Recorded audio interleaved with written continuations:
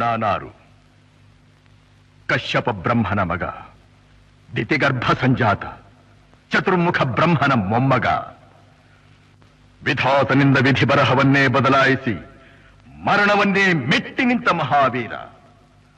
ಅದಿತಿಯ ಮಕ್ಕಳ ಅಟ್ಟಹಾಸವನ್ನು ಸುಟ್ಟು ಆದಿತ್ಯರ ಅಟ್ಟಹಾಸವನ್ನು ಮಟ್ಟ ಹಾಕಿದ ಸಾಹಸಿ. ಅತಳ ಬಿತಳ ಸುತಳ ರಸಾತಳ ತಳಾತಳ ಮಹಾತಳ ಪಾತಾಳಗಳನ್ನು ಪಾದದಡಿಯಲ್ಲಿ ತುಳಿದಿಟ್ಟ ಪರಾಕ್ರಮಶಾಲಿ.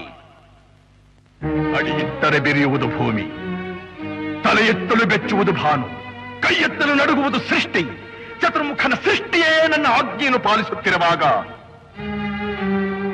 ಯಕ್ಕಶ್ಚಿತ್ನದ ಮಗ, ನೋ ಜನ್ಮ ಕೊಟ್ಟ ಮಗ, ನನ್ನ ವಂಶವನ್ನೇ ಬೆಳಗಬೇಕಾದ ನನ್ನ ಕುಮಾರ, ನನ್ನ ಆಶಾ ಜ್ಯೋತಿಯಿಂದ ಎಂದು ನನ್ನ ಮನಸ್ಸಿಗೆ ನೆಮ್ಮದಿಯಿಲ್ಲವೆಂದರೆ ಛೀ, ಇದೊಂದು ಬದುಕೆ, ಇದೊಂದು ಜನ್ಮವೇ, ಎಂತಹ ದುರ್ವಿಧಿ, ಇದೆಂತಹ ದುರ್ವಿಧಿ. ನಾನೇ ಸರ್ವಶಕ್ತನೆಂದುಕೊಂಡರೆ ಅದಾವ ಶಕ್ತಿ ನನ್ನ ಎದುರಾಗಿ ನಿಂತು ಕಾಡುತ್ತಿದೆ. ಅದಾವ ಶಕ್ತಿ ಪುತ್ರನನ್ನೇ ಶತ್ರುವನ್ನಾಗಿ ಮಾಡಿದೆ. ಅದಾವ ಶಕ್ತಿ ಅವನಿಗೆ ನನ್ನನ್ನು ಎದುರಿಸುವ ಧೈರ್ಯ ತುಂಬಿದೆ. ಅದಾವ ಶಕ್ತಿ ಅವನಿಗೆ ಸಾವು ಬರದಂತೆ ತಡೆದಿದೆ. ಅದಾವ ಶಕ್ತಿ ನನ್ನ ಮುಖಭಂಗ ಮಾಡಿ ತಲೆ ತಗ್ಗಿಸುವಂತೆ ಮಾಡಿದೆ.